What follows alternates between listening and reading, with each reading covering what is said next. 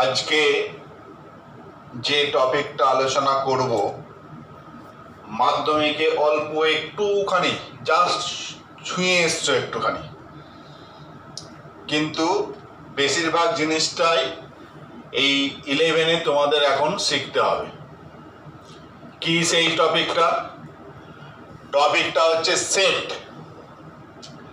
তো সেটের যে যে বিষয়গুলো আলোচনা করব আমি আগে এখানে বোর্ডে লিখে রেখেছি তোমাদের। প্রথমেই হচ্ছে সেটের সংজ্ঞা, ডেফিনেশন। সেট কাকে বলে? সেট কাকে বলে? দেখো, সেট হচ্ছে কতকগুলো বস্তুসমূহের সমষ্টি, দল একটা, কতকগুলো বস্তুসমূহের সমষ্টি। না, এক জায়গায় কতগুলো বস্তুকে জড়ো করলে যে দলটা পাওয়া যাবে সেটা সেট, কিন্তু তিনটে কন্ডিশন মানতে হবে। কি কি? এক নম্বর হচ্ছে সেটটা হচ্ছে সুসংজ্ঞাত, সুসংজ্ঞাত। দুই হচ্ছে পরস্পর ভিন্ন, পরস্পর ভিন্ন। আর তিন নম্বর হচ্ছে ক্রম নিরপেক্ষ, ক্রম নিরপেক্ষ। অর্থাৎ ওই দলে যে সেট মানে কি বললাম, যে কতগুলো বস্তু তাদেরকে এক জায়গায় জড়ো করলে যে দলটা পাওয়া যায়। অর্থাৎ ওই দলের বস্তুগুলো হতে হবে সুসংজ্ঞাত, অর্থাৎ ওই দলে কারা থাকবে আর কারা থাকবে না এটা হচ্ছে একদম সুনির্দিষ্ট সংজ্ঞা দ্বারা সংজ্ঞায়িত থাকবে। অর্থাৎ এমন ডেফিনেশন, এমন শর্ত দেবে যে শর্ত থেকে বোঝা যাবে একটা এলিমেন্ট ওই দলের অন্তর্ভুক্ত হবে না হবে না, অর্থাৎ ওই এলিমেন্টটা সেটের মেম্বার হবে কি হবে না সেটা সংজ্ঞা দ্বারা একদম সুনির্দিষ্ট হতে হবে। দু নম্বর হচ্ছে ওই দলের এলিমেন্টগুলো হচ্ছে পরস্পর ভিন্ন। যতজন থাকবে, যদি 50 জন থাকে দলে তাহলে 50 জনই হচ্ছে ভিন্ন ভিন্ন এলিমেন্ট।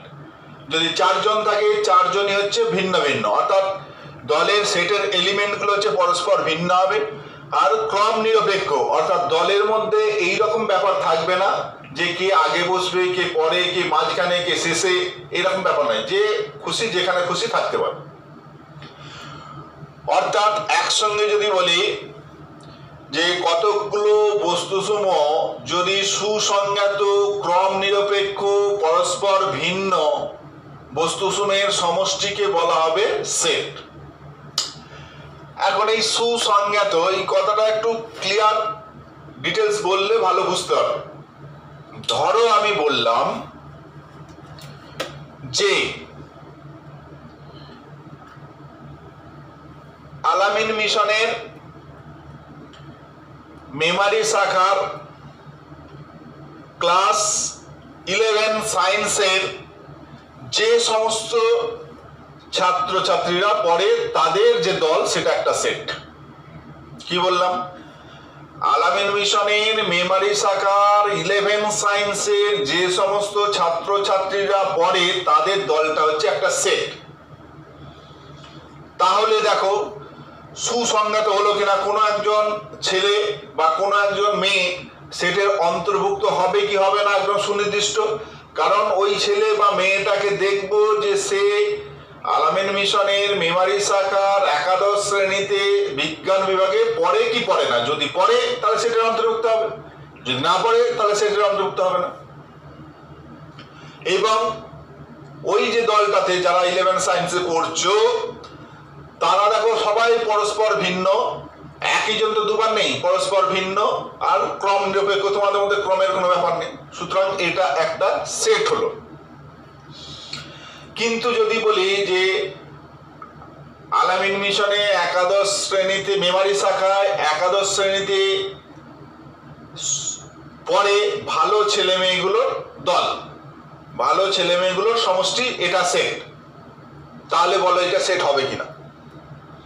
তাহলে কোনো একজন মেয়ে বা ছেলে যদি মেমারিতে 11 সায়েন্সে পড়ে সে ভালো কি ভালো নয় তার কোনো সুনির্দিষ্ট সংজ্ঞা নেই। ভালো কাকে বলে? কোনো নেই, কোনো একজনের কাছে একজন ভালো হলেও অন্যজনের কাছে ভালো নাও হতে পারে। অর্থাৎ ভালোর কোনো ডেফিনেশন নেই। কেউ বলতে পারে ভালো মানে হচ্ছে যে যে পড়াশোনায় 95%-এর উপর পেয়েছে তারাই হচ্ছে ভালো ছেলে মেয়ে। কারো মনে করে না যার ব্যবহারটা খুব সুন্দর, যে তার যার ভদ্রতা আছে, যার নম্রতা আছে, যার আদব কায়দা আছে সে হচ্ছে ভালো।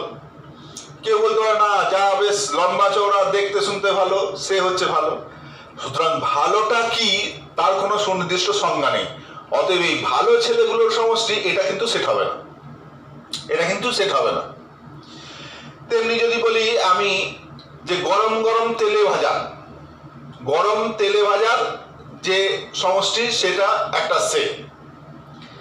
এখন এই যে গরম তেলে ভাজা বা গরম বস্তু, এই গরম বলতে কি এটা কিন্তু সুনির্দিষ্ট সংজ্ঞা নেই।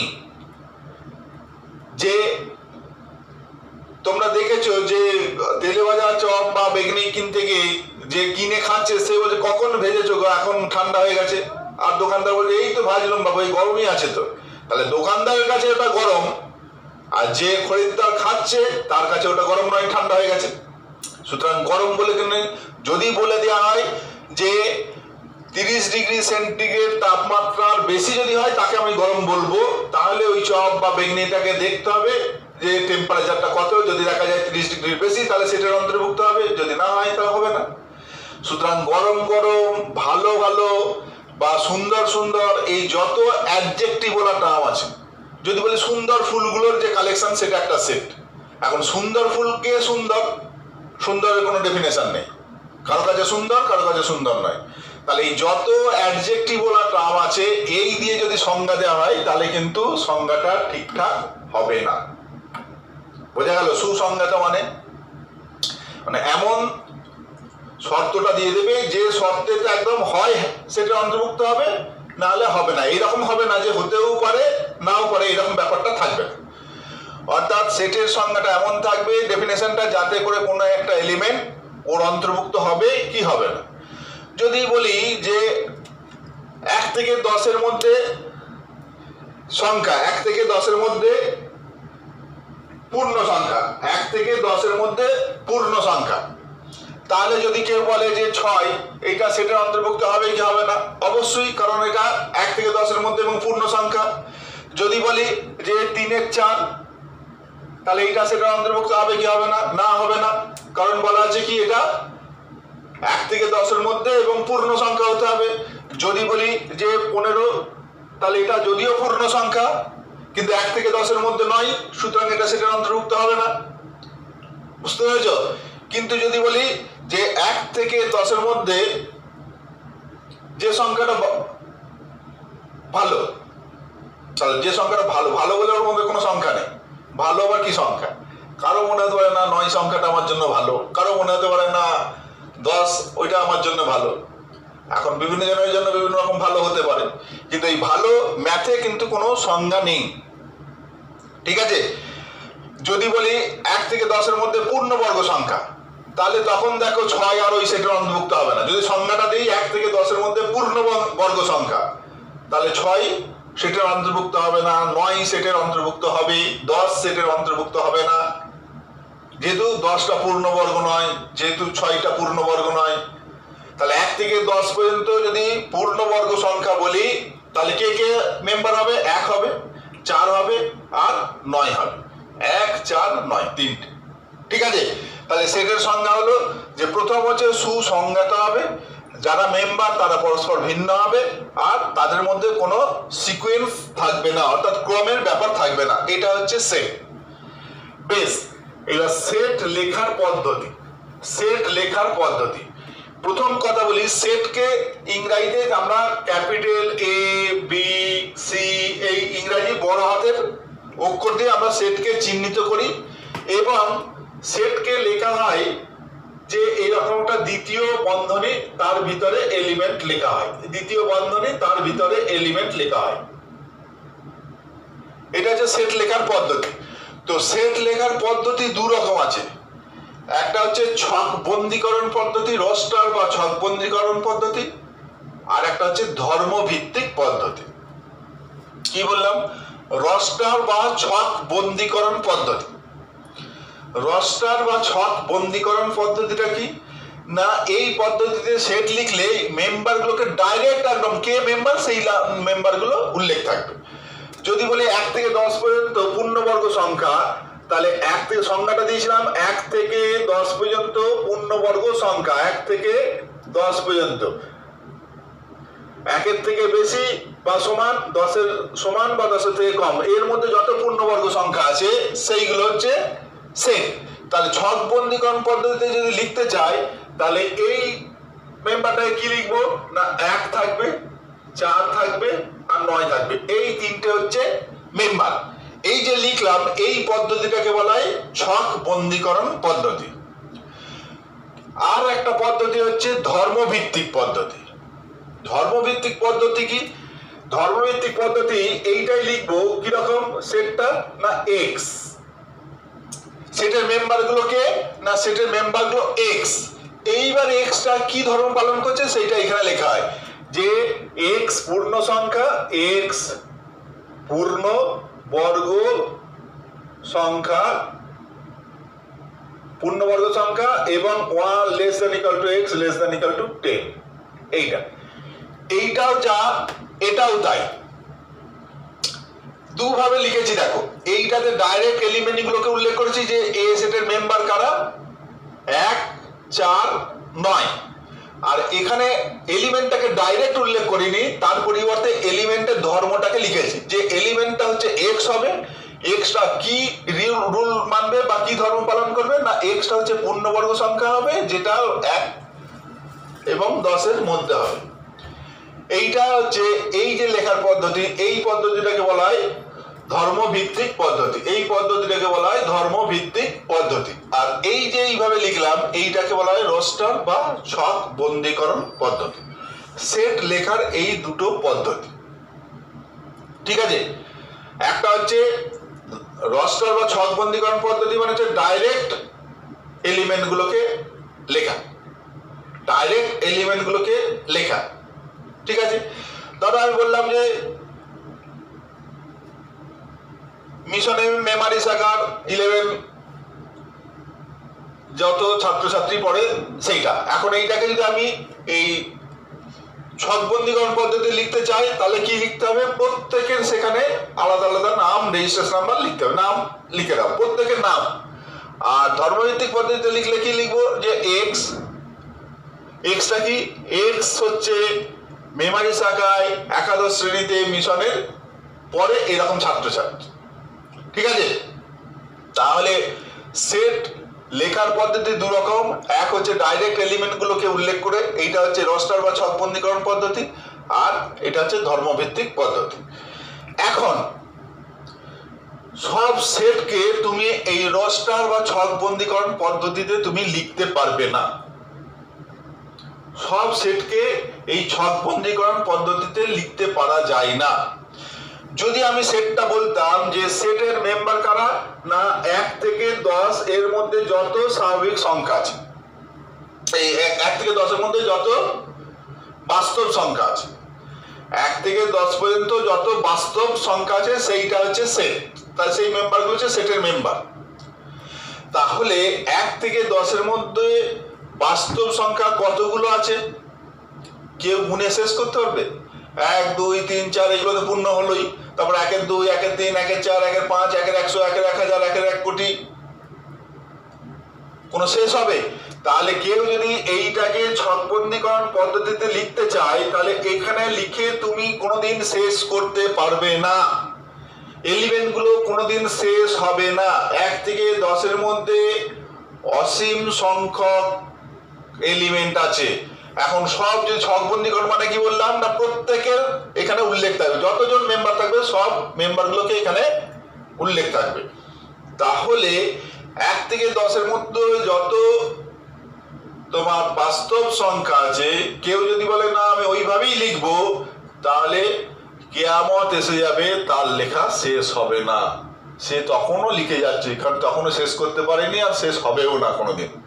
তাহলে এই যে স্বাভাবিক সংখ্যা বলে, এই স্বাভাবিক বলছি বাস্তব সংখ্যা 1 থেকে 10 এর মধ্যে যত বাস্তব সংখ্যা আছে এইটাকে কিন্তু তুমি এই ছক বন্দীকরণ পদ্ধতিতে লিখতে পারবে না, কারণ শেষ করা যাবে না। এইটাকে একমাত্র ধর্মভিত্তিক পদ্ধতিতেই লিখতে হবে। যে সেটের মেম্বার কারা, সেটের মেম্বার হচ্ছে এক্স। এক্সটা কি না, এক্সটা হচ্ছে বাস্তব সংখ্যা, বাস্তব সংখ্যা যেটা 1 x less than equal to 10। আমি 10 বললাম, কেউ 5 বলতে পারে, কেউ বলতে পারে 2। 1 থেকে 2 বললে তাও কিন্তু এর মধ্যে স্বাভাবিক বাস্তব সংখ্যা শেষ করা যাবে না। 1 আর 2 এর মাঝখানে যে কতগুলো বাস্তব সংখ্যা আছে শেষ করা যাবে না। ঠিক আছে, তাহলে সেটের সংজ্ঞা বললাম, সেট লেখার পদ্ধতি বললাম, দুটো পদ্ধতি। তার মধ্যে হচ্ছে ছকবন্দীকরণ পদ্ধতিতে সব সেটকে লেখা যায় না, কিন্তু ধর্মভিত্তিক পদ্ধতিতে সব সেটকে লেখা যায়। যে এইবার সেটের মেম্বার কতগুলো সেই অনুযায়ী সেটের নামকরণ করা হয়। অসীম সেট, সসীম সেট, একপদী সেট, শূন্য সেট। নাম শুনেই বুঝতে পারছো, অসীম সেট মানে হচ্ছে যে সেটের এলিমেন্ট সংখ্যা অসীম, শেষ নেই। যে সেটের এলিমেন্ট সংখ্যা অসীম, শেষ নেই, সেটা হচ্ছে অসীম সেট। যেমন এখানে বললাম 1 থেকে 10 এর মধ্যে যত বাস্তব সংখ্যা আছে এটা হচ্ছে অসীম সেট। আর সসীম হচ্ছে কোন একটা সেটের এলিমেন্ট সংখ্যা যদি নির্দিষ্ট সংখ্যক হয়। নির্দিষ্ট সংখ্যক মানে কটা, 5টা 10টা সেরকম কোনো ব্যাপার নেই। নির্দিষ্ট সংখ্যক মানে যত খুশি হোক, কিন্তু সেটা একটা ফাইনাইট, শেষ হবে, একদিন না একদিন লিখলে সেটা শেষ হবে। যদি আমি বলি যে পূর্ণবর্গ সংখ্যা 1 থেকে 2000 কোটি পর্যন্ত, মনে হতো 1 থেকে 2000 কোটি অত বড় সংখ্যা, তার মধ্যে তার তো পূর্ণবর্গ তো অনেক আছে, যতই অনেক থাক সেটা একদিন না একদিন লিখতে লিখতে শেষ হবেই, সুতরাং সেটাও সসীম সেট হবে। বুঝতে পেরেছ? কিন্তু যদি বলি যে 2 আর 3 এর মাঝখানে যত বাস্তব সংখ্যা আছে সেইটা কিন্তু লিখতে কোনোদিন শেষ করতে পারবে না। সুতরাং কোন একটা সেটের এলিমেন্ট সংখ্যা যদি নির্দিষ্ট হয় তাহলে বলবো সসীম, আর কোন একটা সেটের এলিমেন্ট সংখ্যা যদি শেষ না হয়, অর্থাৎ এলিমেন্ট সংখ্যা যদি অসীম হয়, তাহলে ওই সেটটাকে বলবো অসীম সেট।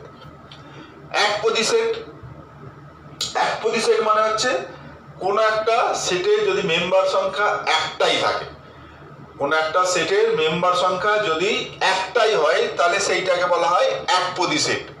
যেমন ধরা বললো 1 থেকে 3 এর মধ্যে বা 2 থেকে 8 এর মধ্যে যত পূর্ণবর্গ সংখ্যা আছে, 2 থেকে 8 এর মধ্যে যত পূর্ণবর্গ সংখ্যা আছে, তাহলে 2 থেকে 8 এর মধ্যে পূর্ণবর্গ সংখ্যা কতগুলো আছে? 2 থেকে 2 নয়, তাহলে 3 নয়, 4টা হবে, 5 নয়, 6 নয়, 7 নয়, 8 নয়, তাহলে 2 থেকে 8 এর মধ্যে পূর্ণবর্গ সংখ্যা কতগুলো আছে? একটাই। সুতরাং এইটা হয়ে যাবে তখন একপদী সেট। অর্থাৎ সংজ্ঞাটা এমন দিয়েছে যে সংজ্ঞা অনুযায়ী দেখতে পাচ্ছি কেবলমাত্র সেটে এলিমেন্ট সংখ্যা একটা আছে, তাহলে বলবো সেটা একপদী সেট। আর শূন্য সেট সংজ্ঞাটা এমন দিয়েছে যে সংজ্ঞা অনুযায়ী সেটের কোনো মেম্বারই নেই। ধরো সি বললাম যে 10 থেকে 15 এর মধ্যে যত পূর্ণবর্গ সংখ্যা আছে, 10 থেকে 15 এর মধ্যে পূর্ণবর্গ সংখ্যা, তাহলে 10 থেকে 15 পূর্ণবর্গ সংখ্যা কে কতগুলো আছে লেখো, 10 9 11 12 13 14 15, কেউ নেই। সুতরাং ওই সংজ্ঞা নেই, সেটের কোনো মেম্বারই নেই, সুতরাং এই সেটটা ফাঁকা, এইটাকে বলা হবে শূন্য সেট। এই যখন দ্বিতীয় বন্ধনী ফাঁকা, এই শূন্য সেট, এইটাকে অনেক সময় এই চিহ্ন দিয়ে চিহ্নিত করা হয়, ফাই। ফাই মানে হলো এই যে দ্বিতীয় বন্ধনী, মাঝখানে কেউ নেই, কোনো কিছু থাকবে না, এইটা হচ্ছে শূন্য সেট বলা হয়। শূন্য সেটকে এই ফাই দিয়েও অনেক সময় চিহ্নিত করা হয়। ঠিক আছে, শূন্য সেটকে ফাই দিয়েও অনেক সময় চিহ্নিত করা হয়। তাহলে বললাম অসীম সেট বললাম, সসীম সেট বললাম, একপদী সেট বললাম, শূন্য সেট বললাম, এই পর্যন্ত আলোচনা হলো। ঠিক আছে, শূন্য সেট ধরো আমি বললাম যে এই পৃথিবীতে সেই সমস্ত লোকেরা, শূন্য সেটের আর একটা সংজ্ঞা দিচ্ছি যে এই পৃথিবীতে সেই সমস্ত মানুষেরা যাদের বয়স 382 বছর। তাহলে সারা পৃথিবী খুঁজে বেড়াও কার বয়স 382 বছর, দেখবে কাউকে পাচ্ছ না। সুতরাং এই সংজ্ঞা অনুযায়ী আমি কোনো মেম্বার খুঁজে পেলাম না, সুতরাং এই সেটটা হচ্ছে শূন্য সেট। এই সেটটা হচ্ছে শূন্য সেট। ঠিক আছে, এরপরে যেটা হচ্ছে যে উপসেট। উপসেট হচ্ছে কোনো একটা সেট, দুটো সেট আছে, ধরো দুটো সেট আছে, এ একটা সেট, বি একটা সেট, এ একটা সেট, বি একটা সেট। এ সেটকে আমি বি সেটের উপসেট বলবো, এ কে বলবো উপসেট কার, বি সেটের। কখন বলবো? যদি এ সেটের প্রত্যেকটা মেম্বার, এ সেটের প্রত্যেকটা মেম্বার যদি বি সেটের মেম্বার হয়। এ সেটের যে কোনো একটা মেম্বার এক্স বিলং টু এ, এই যে চিহ্নটা, এইটা হচ্ছে ইংরেজিতে বলা হয় বিলংস টু, মানে অন্তর্ভুক্ত। এক্স একটা এলিমেন্ট, সেটা এ সেটের অন্তর্ভুক্ত। এক্স যে কোনো একটা এলিমেন্ট এ সেটের অন্তর্ভুক্ত, সেটা কি নির্দেশ করবে? সেটা সিদ্ধান্তে আসা যাবে এক্স এলিমেন্টটা বি সেটেও আছে। এই রকম যদি হয় তাহলে এ সেটটাকে বলবো উপসেট, এইটাকে বলবো উপসেট। উপসেট,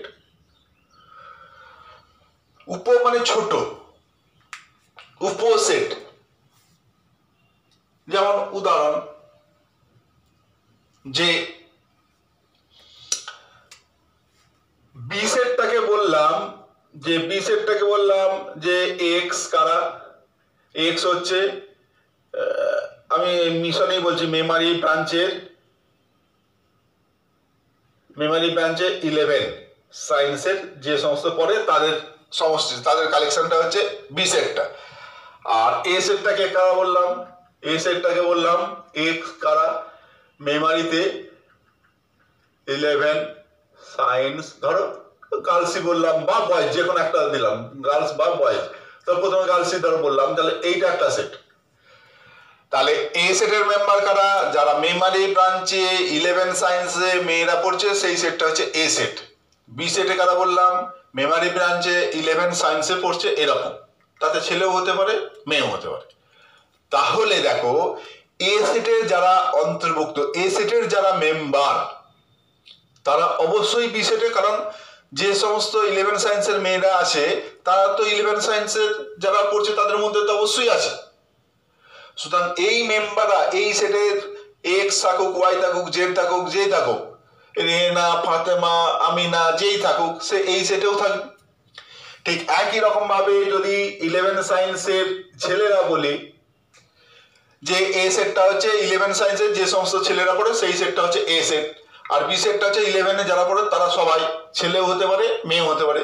তাহলে এখানে কলিমউদ্দিন, জসিমউদ্দিন, নাসিমউদ্দিন, খালেক, মালেক, জালেক, যত যাই আসুক সবাই এখানেও থাকবে। ঠিক আছে, তাহলে এ দেখতে পাচ্ছি এ সেটের যতজন মেম্বার আছে তারা সবাই বি সেটেও আছে, প্লাস বি সেটে বাড়তি এলিমেন্ট আছে, এক্ষেত্রে আছে। তাহলে এই সেটটাকে বলবো উপসেট।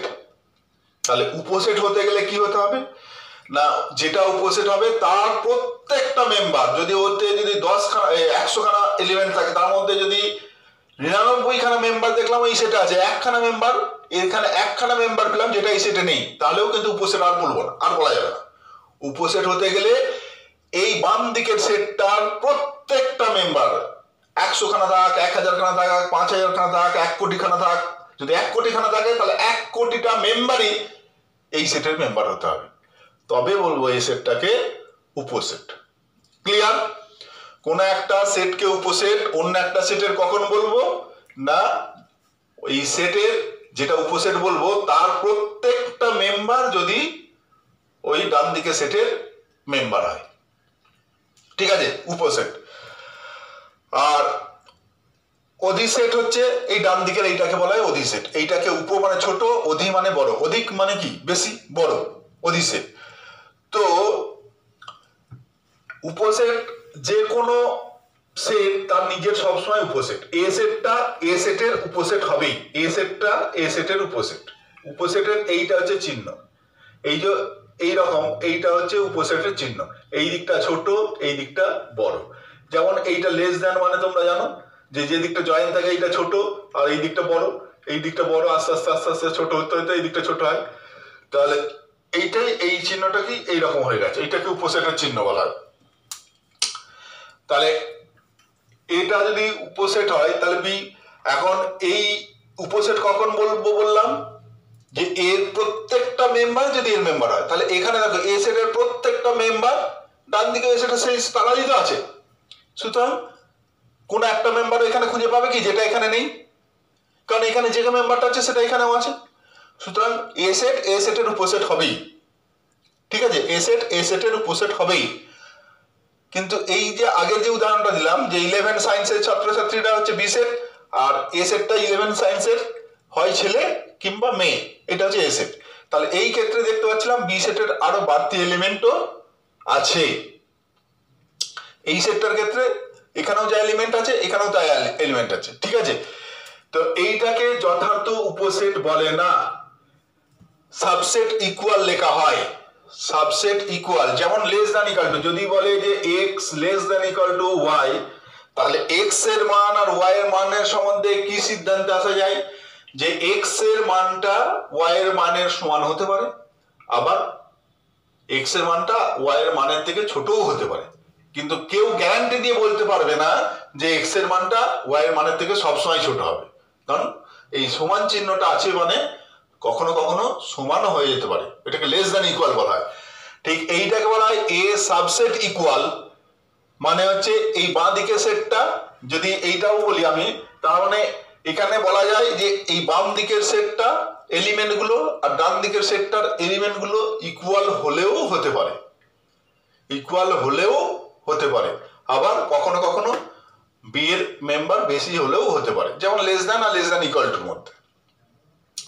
কিন্তু যদি এইটা লিখি তাহলে অবশ্যই এখান থেকে সবাই সিদ্ধান্তে আসতে পারবে যে এক্স অবশ্যই এক্স এর মানটা অবশ্যই ওয়াই এর মানের থেকে ছোট, এক্স এর মানটা অবশ্যই ওয়াই এর মানের থেকে ছোট, এটা বলা যাবে।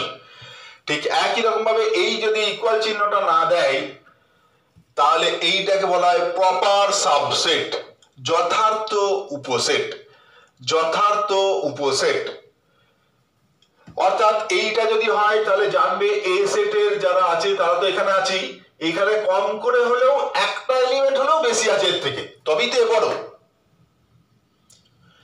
একটা এলিমেন্ট হলেও এর থেকে বেশি আছে, এতে ধরো 1 2 3 4 10 পর্যন্ত আছে, তাহলে এখানে 1 2 3 4 10 পর্যন্ত আছেই, প্লাস বাড়তি অন্য আর একটা এলিমেন্ট থাকলেও আছেই, কারণ যেহেতু একদম প্রপার সাবসেট দেওয়া আছে।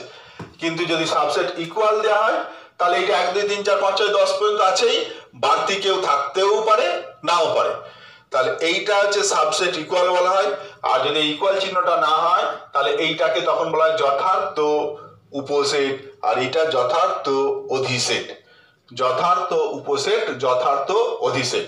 কিন্তু যদি এমনি দেওয়া হয় তাহলে শুধু উপসেট শুধু অধিসেট, এটা হচ্ছে উপসেট বিটা হচ্ছে অধিসেট, ঠিক আছে। তো ধরো একটা সেট এ এর এলিমেন্ট ধরো 1 2,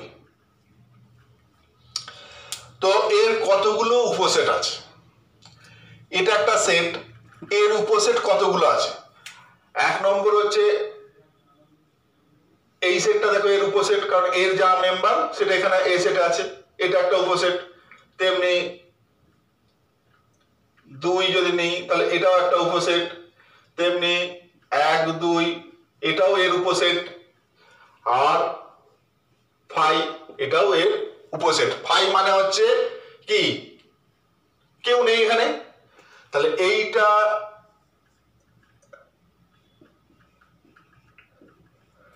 তার মানে 1 2 যে সেটটা তার কতগুলো উপসেট পেলাম, 5 সবারই উপসেট। 5 মানে কি, 5 মানে কোনো মেম্বারই নেই এখানে, এইটা হচ্ছে এইটা 5, এইটা যদি আমি যে কোনো সেটের উপসেট, ধরো এইটা যদি আমি বলি যে 5 আর 8 একটা সেট আছে, এর উপসেট আমি বললাম।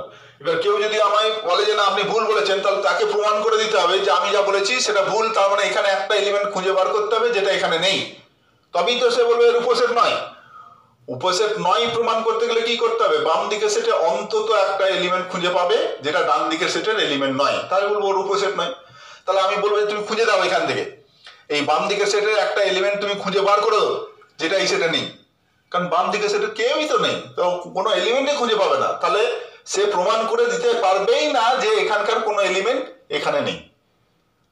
ঠিক আছে, কিন্তু উপসেট বলে দিচ্ছি, তোমাদের হয়তো মনে প্রশ্ন আসবে এখানকার উপসেট মানে কি এর সব এলিমেন্ট গুলো এখানে থাকতে হবে, ঠিকই তাই তো বলছি, এখানে যত এলিমেন্ট আছে সবাই এখানে আছে, কারণ এলিমেন্টই তো নেই, ওই জন্য এটা আপনি বলে দিতে পারেন। যেমন একটা ফাঁকা ঘরে কেউ নেই, সেখানে তুমি যা খুশি তুমি বলে দিতে পারো যে আমি হচ্ছি একদম মানে একটা ইট লোহাকে আমি চিবিয়ে খেয়ে নিতে পারি, তোমার প্রতিবাদ করার কেউ নেই, কারণ তুমি সেখানে সবাই যা খুশি তাই বলো, কেউ নেই। ঠিক আছে, তো ফাই যেটা সেইটা হচ্ছে যে কোনো সেটেরই উপসেট, কারণ ফাইকে উপসেট নয় এটা কেউই প্রমাণ করে দিতে পারবে না, ওই জন্য ফাই সবারই উপসেট। ঠিক আছে, এইটা একটু খেয়াল রাখবে, এই ফাইটাকে অনেক সময় চালাকি করে যে এইটা কি নাল সেট, এইটা কি শূন্য সেট, উত্তর হচ্ছে না, এটা শূন্য সেট নয়। শূন্য সেট হতে গেলে এই দ্বিতীয় বন্ধনীর মাঝখানে কেউ থাকা চলবে না, এই ফাই আছে মানে এটা একটা সেট, তাতে একটা এলিমেন্ট আছে, এটা একপদী সেট, এইটা একটা এলিমেন্ট বোঝাচ্ছে, কিন্তু এইটা যদি বলি তাহলে বলবো হ্যাঁ এটা হচ্ছে শূন্য সেট। এই জিনিসটাকে ফাই দিয়ে লেখা হয়, কিন্তু দ্বিতীয় বন্ধনীর মধ্যে ফাই লিখলে সেটা কিন্তু শূন্য সেট বোঝায় না, সেটা একটা সেট যার একটা এলিমেন্ট হচ্ছে ফাই বোঝায়। বোঝা গেছে, দ্বিতীয় বন্ধনীর ভিতরে ফাই লেখা মানে ওটা একটা সেট এবং ফাইটা তখন একটা এলিমেন্ট বোঝায়, কিন্তু এই রকম বা এইটার পরিবর্তে অনেক সময় ফাই লেখে, মানে ফাই জিনিসটাও যা এই জিনিসটাও তা। ঠিক আছে, বইয়ে দেখবে চালাকি করে অঙ্ক দেওয়া আছে যে এটা শূন্য সেট কিনা, ফাই দ্বিতীয় বন্ধনীর মাঝখানে এটা। তাহলে 1 2 এর উপসেট কতগুলো পেলাম, 1 2 3 4টে পেলাম। ঠিক, বি একটা সেট ধরো বললাম, বি একটা সেট ধরো এ বি সি, এর কতগুলো উপসেট দেখ পাওয়া যায়। প্রথমে হচ্ছে এ, এটা হচ্ছে একটা, বি এটা একটা, সি এটা একটা, তারপর এ বি, তারপর এ সি, তারপর বি সি, তারপর A B C, A B C R phi. এইটা দেখো A B A B C, এই যে সেট তার এইগুলো হচ্ছে উপসেট। এ বি সি যে সেট, এই সেটটা হচ্ছে এর উপসেট, এই সেটটা হচ্ছে এর উপসেট, কারণ এর মধ্যে যত এলিমেন্ট আছে সব ওখানে আছে, এটাও উপসেট এটাও উপসেট, এর মধ্যে দেখো যে এ আছে এখানেও আছে, বি আছে এখানেও আছে, সুতরাং এটা এর উপসেট, এটাও দেখো এর উপসেট, এটাও এর উপসেট, এটাও এর উপসেট। ঠিক আছে, তাহলে এ বি সি এর যদি এলিমেন্ট হয় তাহলে কতগুলো উপসেট পেলাম, 1 2 3 4 5 6 7 8টা। তো এই কোন একটা সেটের কতগুলো উপসেট পাওয়া যাবে সেটা একটা ফর্মুলা আছে, সেই ফর্মুলার প্রমাণটা বইয়ে করে দেওয়া আছে, কিন্তু আমি এখন বলছি না কারণ এখন বুঝতে পারবে না। বীজগণিতের একটা চ্যাপ্টার, সেইটা না পড়লে এই প্রমাণটা তুমি বুঝতে পারবে না। আপাতত শুধু মনে রাখো যে কোন একটা সেটের মেম্বার যদি n খানা হয়, কোন একটা সেটের মেম্বার যদি n খানা হয়, একটা সেট এ এর মেম্বার হচ্ছে n খানা, তাহলে এর যে উপসেট তার হবে উপসেটে এর কতগুলো উপসেট পাওয়া যাবে না, উপসেট সংখ্যা হচ্ছে 2 টু দি পাওয়ার n। কোন একটা সেটের মেম্বার বা এলিমেন্ট, কোন সেটের মেম্বার বা এলিমেন্ট n হলে মোট উপসেট পাওয়া যাবে, উপসেট সংখ্যা হবে কত, 2 টু দি পাওয়ার n।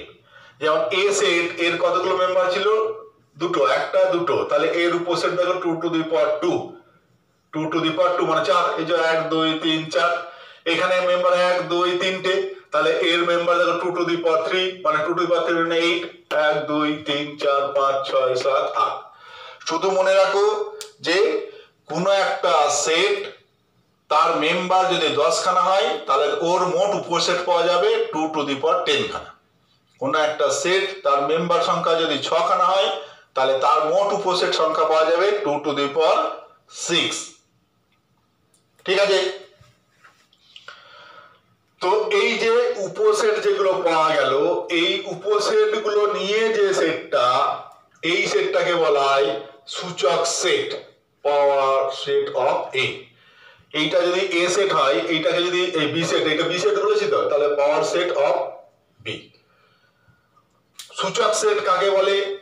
সূচক সেট হচ্ছে কোন একটা সেটের যারা যারা যতগুলো সাবসেট পাওয়া যায় সেই সাবসেট গুলোর সেট। তার মানে পাওয়ার সেটের এলিমেন্ট কারা? পাওয়ার সেটের এলিমেন্ট গুলো হচ্ছে প্রত্যেকটা এক একটা সেট। কিন্তু এমনি সেটের এলিমেন্ট গুলো কারা? এমনি সেটের এলিমেন্ট গুলো হচ্ছে এক একটা মেম্বার, একটা এলিমেন্ট, এ একটা এলিমেন্ট, বি একটা এলিমেন্ট, সি একটা এলিমেন্ট। কিন্তু এখানে পাওয়ার সেট মানে এই বি সেটের সূচক সেট যেটা পিবি লেখা হয়, পাওয়ার সেট বা সূচক সেট। বি সেটের এইটা বি সেট, তার সূচক সেট পিবি। এইটা বি সেট, এইটা সূচক সেট হচ্ছে এইটা, সূচক সেটের মেম্বার কারা? ফাই একটা মেম্বার। এ সেট এইটা হচ্ছে একটা মেম্বার, এইটা একটা। তার মানে এই সূচক সেটের মেম্বার যারা, তারা নিজেরা দেখো এক একটা করে সেট, তারা নিজেরা এক একটা সেট। ঠিক এইটা যদি এ সেট হয় তাহলে এর উপসেট কোনগুলো? এইটা এইটা এইটা এইটা। তাহলে এই যে চারখানা উপসেট পেলাম, এদের যে সেট, এইটাকে বলা হয় সূচক সেট অফ এ, এর পাওয়ার সেট বা এর সূচক সেট। তাহলে কোন একটা সেটের সূচক সেট কাকে বলে? ক্লিয়ার? কোন একটা সেট এ, তার সূচক সেট মানে ওই এ সেটের যারা যারা সাবসেট আছে তাদের যে সেট, সেইটা হচ্ছে সূচক সেট। অর্থাৎ কোন একটা সেটের যত উপসেট আছে তাদের সেটটাই হচ্ছে সূচক সেট। তাহলে সূচক সেটের মেম্বার মানেই 2 টু দি পাওয়ার n খানা। কোন একটা সেটের মেম্বার যদি n খানা হয়, তাহলে সূচক সেটের মেম্বার কতগুলো হবে? সূচক সেটের member 2 to the power n খানা। কারণ সূচক সেটের মেম্বার কারা? না যতগুলো উপসেট পাওয়া যায় সেই উপসেট গুলো। আর উপসেট কতগুলো পাওয়া যায়? আমি দেখলাম যে n খানা যদি মেম্বার হয় তার উপসেট পাওয়া যায় 2 টু দি পাওয়ার n খানা। অতএব সূচক সেটের মেম্বার হচ্ছে 2 টু দি পাওয়ার n, যদি সেটের মেম্বার n হয়। ঠিক আছে? তাহলে সূচক সেট হলো। এইবার দেখো, দুটো সেটকে সমান কখন বলবো? দুটো সেটকে সমান কখন বলবো? দুটো সেটকে সমান সেট কখন বলবো? এ একটা সেট, বি একটা সেট, এ একটা সেট, বি একটা সেট। কখন সমান বলবো? প্রথম হচ্ছে যদি এর মেম্বার সংখ্যা সেম হয়, সমান হয়, এবং এলিমেন্ট গুলো যদি একই হয়। এর মেম্বার এবং এর মেম্বার যদি হুবহু একই হয়, এতে যদি এ ই আই ও ইউ থাকে, এখানেও এ ই আই ও ইউ। ধরো এ সেটটাকে বললাম, এ সেটটা একদম এ সেটটাকে বললাম এ ই আই ও ইউ, এইটা পাঁচটা শকবন্দীকরণ পদ্ধতি দেখেছি। বি সেটটাকে বললাম, বি সেট হচ্ছে যে এক্স, এক্স হচ্ছে ইংরাজি বর্ণমালা, এক্সটা কেমন? ইংরাজি বর্ণমালা, যারা ইংরাজি বর্ণমালার মধ্যে যতগুলো স্বরবর্ণ আছে বা ভাওয়েল আছে, ইংরাজি এক্স। বি সেটটা হচ্ছে এক্স, এক্সটা কারা? না এক্স হচ্ছে ইংরাজি বর্ণমালার যে সমস্ত স্বরবর্ণ আছে মানে ভাওয়েল আছে। তাহলে বি সেটটা হচ্ছে এরকম লিখলাম। তাহলে বি সেটটাও যা, এ সেটটাও তাই। বি সেটটাও যা, এ সেটটাও তাই। এ সেট বললাম যে 4 আর 9, আর বি সেট বললাম যে এক্স, এক্স হচ্ছে পূর্ণবর্গ সংখ্যা, এক্স পূর্ণবর্গ এবং পূর্ণবর্গ less than equal to 10, less than equal to 10, greater than x 1। তাহলে এই বি সেটটা আর এ সেটটা দেখো সেম। এ সেটটা হচ্ছে 4 9, বি সেটটা হচ্ছে এক্স, এক্স পূর্ণবর্গ এবং এক্স এর মানটা কি বলছে 1, এটা সমান দিলে হবে না, 1 গ্রেটার দেন এটা less than 10, 1 less than x less than 10। তাহলে বি সেটটা আর এ সেটটা সেম। ঠিক আছে? তাহলে দুটো সেট ইকুয়াল তখনই বলবো যদি এ সেটের মেম্বার আর বি সেটের মেম্বাররা সেম হয়। এ সেটের মেম্বার আর বি সেটের মেম্বার একই যদি হয় তাহলে বলবো যে দুটো সেট সমান, দুটো সেট সমান। ঠিক আছে? এইবার দুটো সেট সমান কিভাবে প্রমাণ করতে হয়? দুটো সেট সমান, এইটা অনেক অঙ্ক করতে গিয়ে কাজে লাগবে। এইটা দেখো, এ সেট আর বি সেট, এই দুটো সেট ইকুয়াল প্রমাণ করতে দিয়েছে। কি করে প্রমাণ করবে না, এ আর বি ইকুয়াল প্রমাণ করতে গেলে প্রথম দেখাতে হবে এ সেটটা বি সেটের সাবসেট, এটা হচ্ছে 1 নম্বর প্রমাণ করবে। বি সেটটা এ সেটের সাবসেট ইকুয়াল, এই দুটো প্রমাণ করতে হবে। যে বাম দিকের সেটটা ডান দিকের উপসেট, ডান দিকের সেটটা বাম দিকের উপসেট, এই দুটো যদি প্রমাণ করতে পারো তাহলে এই দুটো থেকে সিদ্ধান্তে আসবে যে বাম দিকের সেট এবং ডান দিকের সেট এরা ইকুয়াল। ক্লিয়ার কিনা বলে? এইটা দিয়ে অনেক অঙ্ক করতে হবে কিন্তু, যে দুটো সেট ইকুয়াল প্রমাণ করতে দিয়েছে, সেই দুটো সেট যে এবি সবসময় এরকম দেবে তা নয়, কখনো অন্যান্য ফর্মও থাকে, সেগুলো পরে আমি যেহেতু আলোচনা হয়নি বলছি না। আপাতত যে দেখো বাম দিকে একটা সেট আছে, ডান দিকে একটা সেট আছে, এই দুটো সেট ইকুয়াল প্রমাণ করতে দিয়েছে। তাহলে কি দেখাতে হবে? প্রথম দেখাতে হবে বাম দিকের সেটটা ডান দিকের সেটের উপসেট, ডান দিকের সেটটা বাম দিকের সেটের উপসেট, এই দুটো যদি দেখাতে পারো তাহলে বলা যাবে বাম দিকের সেট এবং ডান দিকের সেট ইকুয়াল, অর্থাৎ দুটো সেট ইকুয়াল। ঠিক আছে, সমান সেট হয়েছে। এখন উপসেট কিভাবে দেখাবো?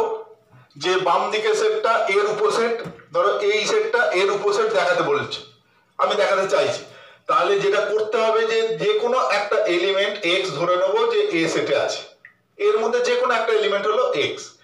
এইবার যা শর্ত দেবে, যে কন্ডিশন দেবে, সেই কন্ডিশন গুলো পরপর করে ফুলফিল করতে করতে সে দেখে নেবো যে এক্স এলিমেন্টটা বি সেটে আছে। এইটা আমি প্রমাণ করে দেবো যে এক্স যদি এ সেটের একটা এলিমেন্ট ধরি এবং যা আমায় শর্ত দিয়েছে সেই শর্তগুলো লিখে লিখে লিখে লিখে লাস্টে প্রমাণ করে দিলাম এক্স এলিমেন্টটা বি সেটে আছে। তার মানে তখন আমি বলতে পারবো এ সেটটা বি এর উপসেট, কারণ এক্সটা কি ধরেছিলাম এ সেটের যে কোনো মেম্বার। তাহলে এক্সটা এ সেটের যে কোনো মেম্বার যদি নিই এবং সেটা আস্তে আস্তে দেখতে পাচ্ছি যে বি সেটে আছে, প্রমাণ করে দিচ্ছি, তার মানে এ সেটের সব মেম্বারই বি সেটে আছে, তার মানে এ সেটটা বি সেটের সাবসেট। কারণ সাবসেট হওয়ার এইটাই তো শর্ত, যে বাম দিকে সেটের প্রত্যেকটা মেম্বার ডান দিকে সেটে থাকতে হবে। ডান দিকে সেটে বাড়তি থাকতেও পারে, নাও পারে। যদি বাড়তি থাকে তাহলে যথার্থ সাবসেট, আর বাড়তি না থাকলে প্লেন সাবসেট। ঠিক আছে, তো যাক, এইবার সার্বিক সেট।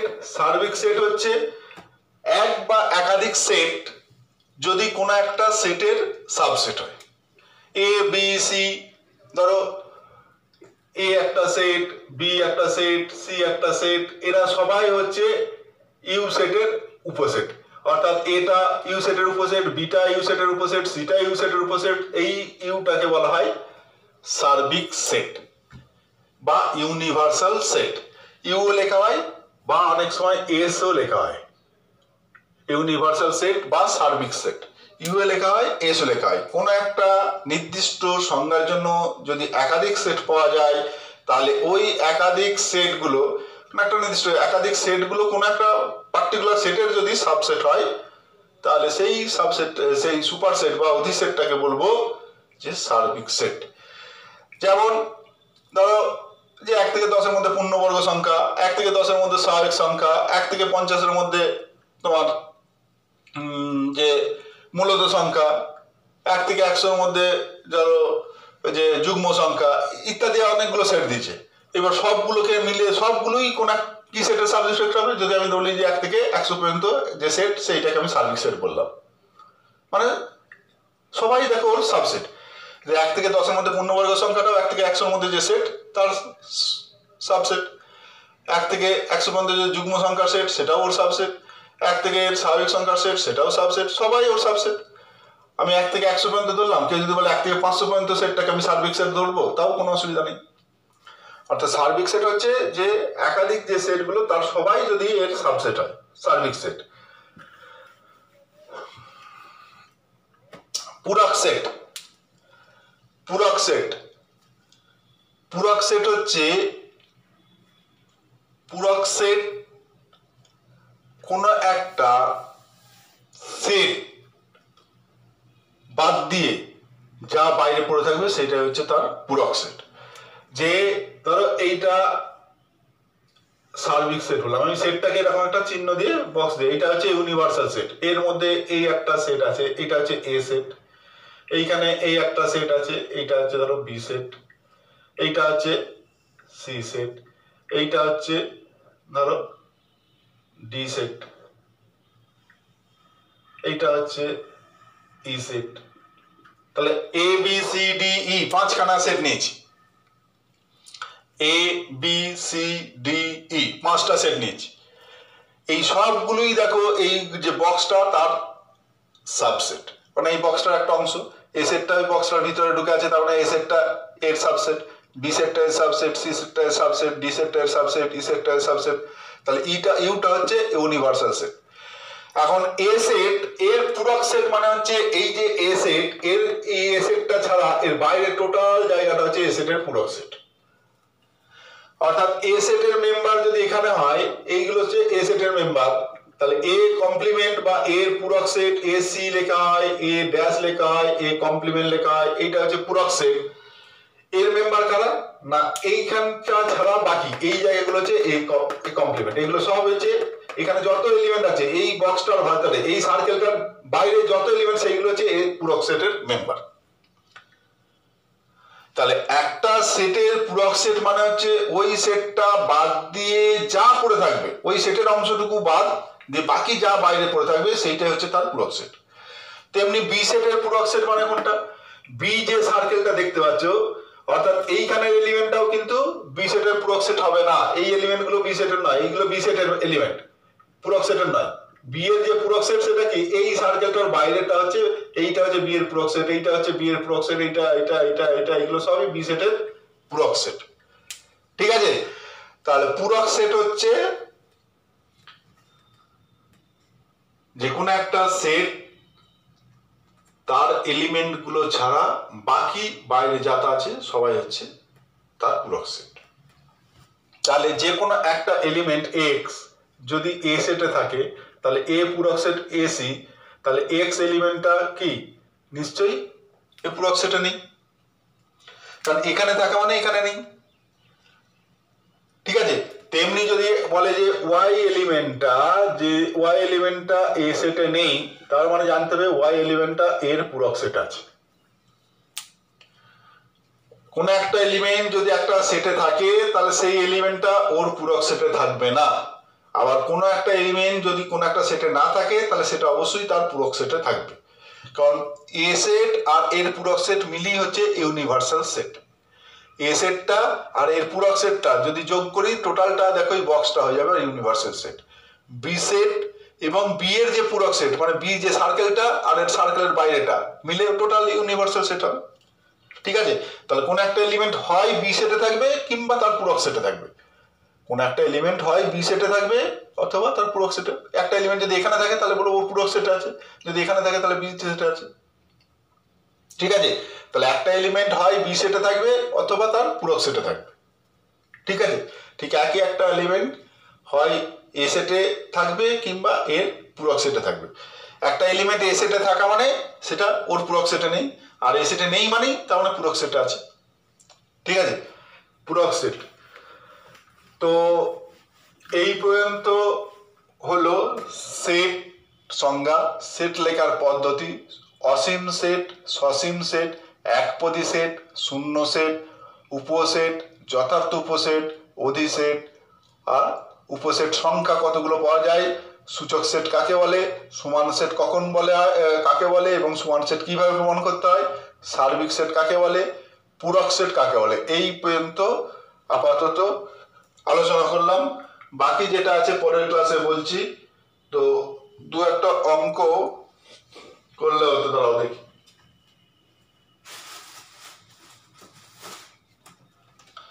এইবার বইয়ে যে অঙ্কগুলো আছে তোমরা এক্সাম্পল গুলো আগে দেখবে, তারপরে তোমরা অঙ্কগুলো করার চেষ্টা করবে, দেখবে যে বেশিরভাগ অঙ্ক পারবে, বেশিরভাগ অঙ্ক কিন্তু পারবে যদি এই ক্লাসটা ঠিকঠাক বুঝতে পারো।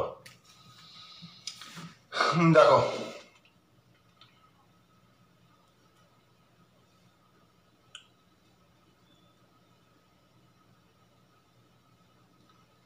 এই এইখানে যা দিয়েছে 4টি পদ বিশিষ্ট কোনো সেটের উপসেট সংখ্যাগুলি হলো কতগুলো, 4টে পদ যদি থাকে 2⁴ যা উত্তর হবে তাই। 5টি পদ বিশিষ্ট কোনো সেটের যথার্থ উপসেট সংখ্যাগুলি হলো, দেখো 5টা পদ বিশিষ্ট কোনো সেটের যথার্থ উপসেট বলেছে, তাহলে যথার্থ উপসেট মানে কি হবে, যে যদি ABC বলি তাহলে ওর মোট উপসেট হচ্ছে 2⁵ মানে 8খানা, তার মধ্যে যথার্থ উপসেট কতগুলো, 7খানা হবে, কারণ ABC ওইটা বাদ চলে যাবে, কারণ ওইটা তো ওর যথার্থ উপসেট নয়। বোঝা গেল যে ABC যেগুলো লিখেছিলাম, ABC এর উপসেট কোনটা, phi ABC AB AC BC আর ABC, এগুলো ছিল ওর উপসেট সংখ্যা, কিন্তু ABC যেটা সেইটা ডান দিকে সেটটা কি যথার্থ উপসেট, কি এটা যথার্থ নয়, তাহলে এইটা বাদ দিলে বাকি যে 7খানা পড়ে রইল ওগুলো হচ্ছে ওর যথার্থ উপসেট, তাহলে যথার্থ উপসেট হচ্ছে একটা বাদ যাবে। আর বাকি এইগুলো একটু পরের জিনিসগুলো লাগছে, তো ঠিক আছে এইগুলো দেখো, উদাহরণগুলো দেখো, আমি পরে এই ক্লাসটা এই বাকি এইগুলো সব বলে দেওয়ার পরে বাকি ক্লাসটা তখন অঙ্কগুলো আরো ক্লিয়ার করবো। ঠিক আছে, এই পর্যন্ত আপাতত সংজ্ঞাটা পড়ো আর এক্সাম্পলগুলো দেখো। ঠিক আছে।